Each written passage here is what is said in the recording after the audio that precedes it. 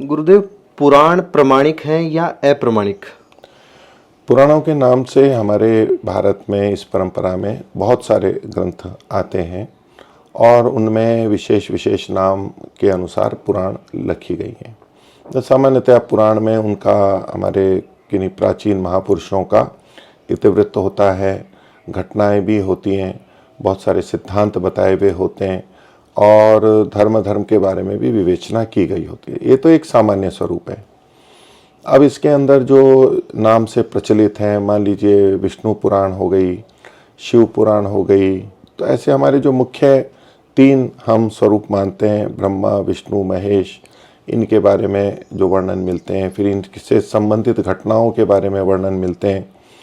तो वहाँ पर आगे जाकर के इन ग्रंथों में अपने अपने पक्ष में तो अपने अपने देवता के लिए, अपने अपने महापुरुष के लिए तो बहुत अच्छी प्रस्तुति की गई और उससे विपरीत जो होते हैं उनके लिए और विपरीत बातें लिखी गई हैं। तो जो अलग अलग मत संप्रदाय वाले जिन जिन को स्वीकार करते हैं वो अपने अपने की बहुत प्रशंसा और जो दूसरे हैं उनके प्रति बहुत विरोध और विकृत बातें लिखते हैं। ऐसा इन पुराणों में परस्पर विरोध कथन होता है। जो हमारे महापुरुष हुए हैं, अच्छे हैं, उनका अच्छा ही स्वरूप प्रस्तुत किया जाना चाहिए। उसके विपरीत जब परस्पर द्वेष हो जाता है संप्रदायों में कि जो शिव को मानने वाले हैं, शैव हैं, वो शिव जी को ही पूजते हैं और शिव जी से अतिरिक्त जो हैं उनकी फिर निंदा करने लगते हैं। जो वैष्णव हैं, विष्णु जी को मानते हैं, वो उनको बहुत अधिक मानते हैं और शिव जी की निंदा करने लगते हैं। तो ये बाद में संप्रदायों के कारण से हुआ। वास्तव में तो ब्रह्मा विष्णु महेश जो तीन हैं, ये परमात्मा के ही नाम है, जो कि निराकार है, सृष्टि का रचयिता, सृष्टि का पालन और संहार करने वाला।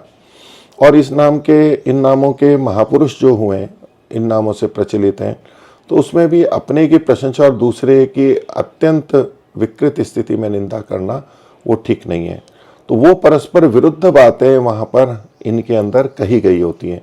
तो इसलिए हम जब देखते हैं तो इन सब ने हमारे महापुरुषों का या सिद्धांतों का बड़ा विकृत रूप प्रस्तुत किया है और एक को पढ़ें तो दूसरे के प्रति घृणा उत्पन्न हो जाएगी। ऐसी ऐसी घटनाएं, उनके जीवन से संबंधित गलत बातें प्रस्तुत की गई हैं। तो इन पुराणों को हम प्रामाणिक नहीं मानते। ये हमारे महापुरुषों और उनको निंदित करने की दृष्टि से इस तरह की बातें जोड़ दी गई हैं।